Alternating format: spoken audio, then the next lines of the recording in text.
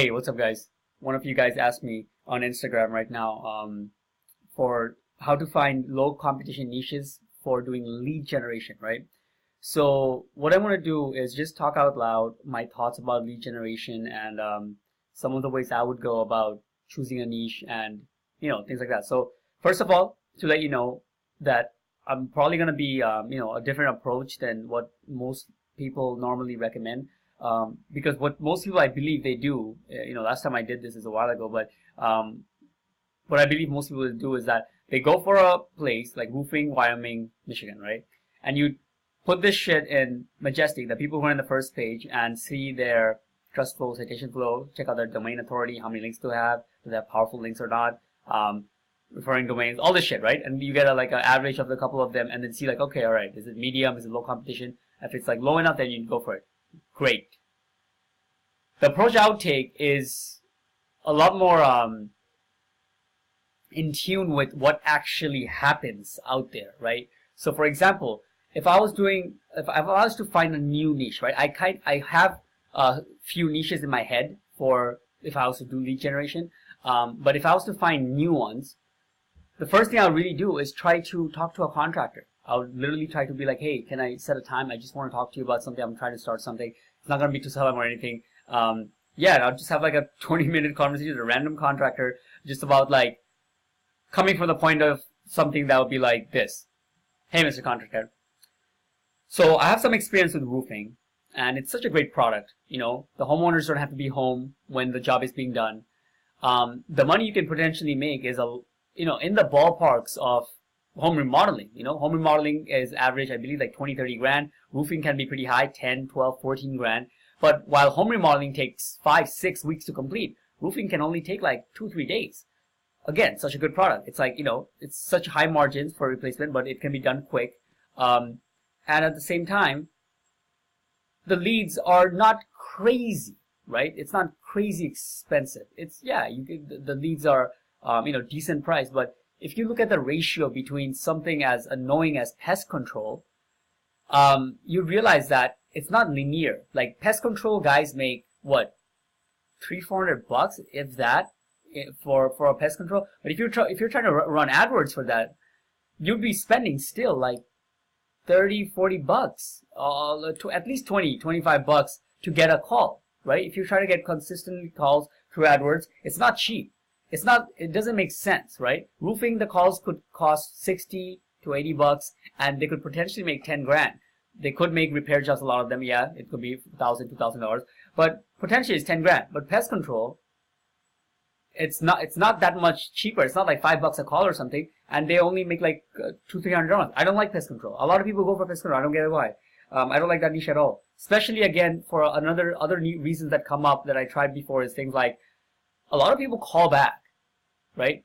So the pest control guy gets a call, and then the homeowners is like, they call the same guy back, and what do? They don't type the business name or something. They go and click on your ad again, and they make you, they waste your ad money, and it's the same contractor, and the contractor's not going to pay you twice for the same person, and it happens a lot, because a lot of times it's a common thing that contractor kills the family of raccoon that's annoying the homeowner, but it forgets one of the family members of the raccoon, and he's still there. So when he goes away, homeowner freaks out and calls him back, and it happens with bees, rats, everything, right? So again, pest control, I don't like it.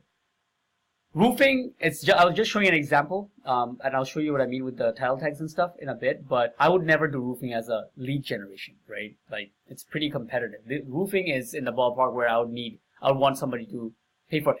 Guys, lead generation, you want it where it's like, you could confidently rank that without spending like that much at all. That's how I would say.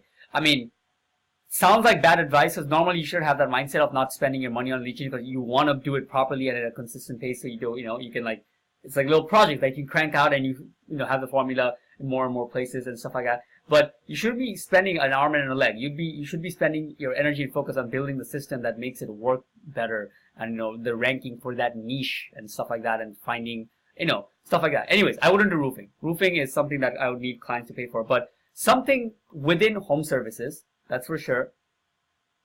and then probably a specialty like a service within, such as deck builders, right?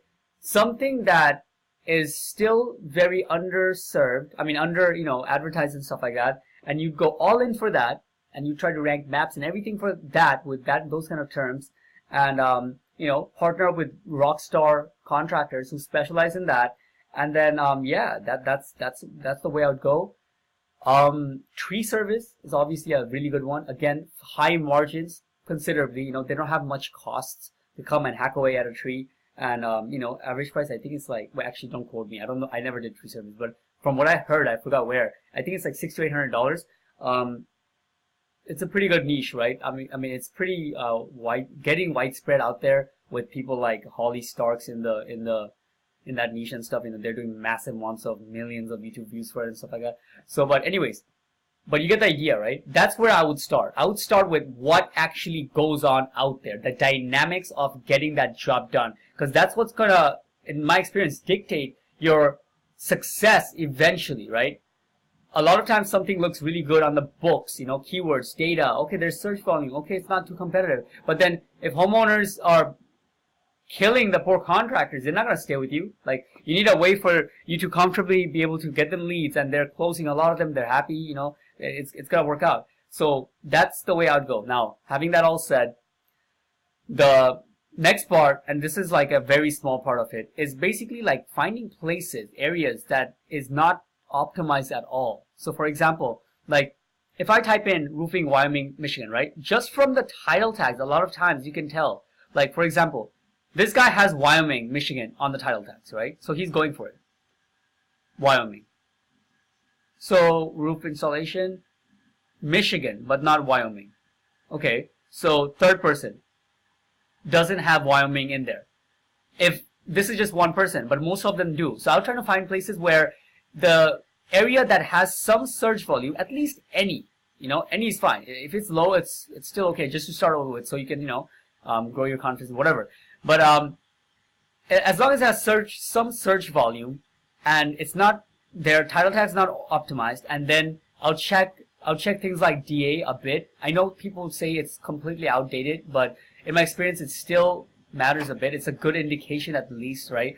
Like if all of them are very low DA, obviously home investors or page authority. A lot of them will be by page authority. If they are low, then that especially if you're gonna get a premium domain, you get a pretty good head start right off the bat, right? Especially if you're not like buying expired ones nowadays. If you just get like auction ones at the least. If not, if you can have a private deal, that's something like I believe we should all try to lean towards nowadays, slowly as time goes. 2018 is here. It's not something that I'm even doing, but I know I should be.